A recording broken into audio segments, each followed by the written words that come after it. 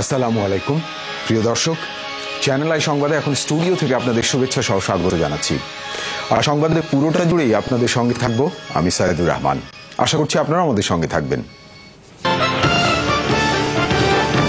প্রিয় দর্শক, আমাদের সাথে যোগ দেওয়ার জন্য এতক্ষণ সংবাদ শিরোনাম শুনলেন। চলুন যাওয়া যাক পুরো সংবাদে। দিনাজপুরে দুই মুক্তিযোদ্ধা ভাই মিজু ও অভির বসত ভিটা ভাড়ার নামে কৌশলে দখল করে নিয়েছে একটি সন্ত্রাসী চক্র। তাদের পরিবারের সদস্যদের অভিযোগ, ক্ষমতাসীন দলের একটি অংশের মদদে এই ঘটনা ঘটেছে। চক্রটির দাবি, আদালতের মাধ্যমেই তারা বাড়িটি দখল করেছে। সন্ত্রাসীদের হাত থেকে বসত ভিটা বাঁচাতে প্রধানমন্ত্রীর কাছে আগুল আবেদন জানিয়েছেন দুই শহীদের অশীতিপর বৃদ্ধা মা। দিনাজপুর প্রতিনিধি শাহ আলম শাহীর রিপোর্ট দেখুন। এই মায়ের শহীদ দুই সন্তানের একজন শহীদ বুদ্ধিজীবী মিজানুর রহমান মিজু, অন্যজন শহীদ ওবায়দুর রহমান অবু। দুই বীরের মা 93 বছরের বার্ধক্যে এসে মুখোমুখি নতুন আতঙ্কের। জানালেন ওই চক্রটি এরই মধ্যে বাড়ির একটি ঘর দখল করেছে।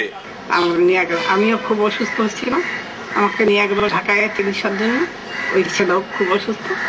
তারপরে খবর পাইলাম যে আপনার বাড়ি ওরা বিপক্ষ পার্টি দখল করে নিচ্ছে। 71-এ দুই সন্তান হারিয়ে হৃদযন্ত্রের ক্রিয়া বন্ধ হয়ে মারা গেছেন পিতা, আর 39 বছর পরেও নিরাপত্তাহীনতায় শহীদ জননী। মুক্তি করে দেয়, আমি এখন এত অসহায় অবস্থা। ছেলেদের নামে আমি এই বাড়ি শহীদ হয়ে ফেলে দিয়ে চলে বাড়িটা পাচ্ছি। সরকারের কাছে আমি অনুরোধ করতে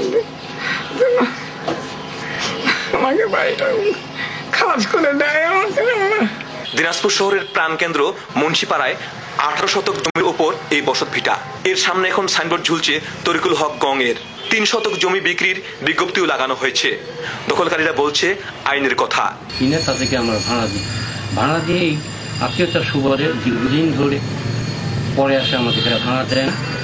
শহীদ পরিবারের বড় ছেলে জিল্লুর রহমান বাংলা একাডেমির সাবেক কর্মকর্তা। কর্মক্ষেত্রের জন্য তার হাতে পুরস্কার তুলে দিয়েছেন জাতির জনক বঙ্গবন্ধু শেখ মুজিবুর রহমান। এখন তিনি দুরারোগ্য ব্যাধিতে আক্রান্ত। বর্তমান সরকারের সমর্থন তুষ্ট সাংসদরা জোর দেখায় বেআইনি ভাবে অপর পক্ষকে এখানে জোর করে বাড়িতে ঢুকাই দিয়ে তাকে পাহারা দিয়ে দখল বুঝাই দেওয়ার চেষ্টা করে। প্রতিনিয়ত এই অসহায় পরিবারকে হুমকি দেওয়া হচ্ছে এমন অভিযোগ তাদের।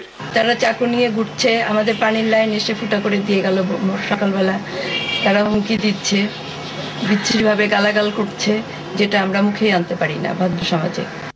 দিনাজপুর থেকে শাহ আলম শাহী, চ্যানেল আই। সত্যি দুঃখজনক। গাজীপুরের সারদাগঞ্জে বসতবাড়ি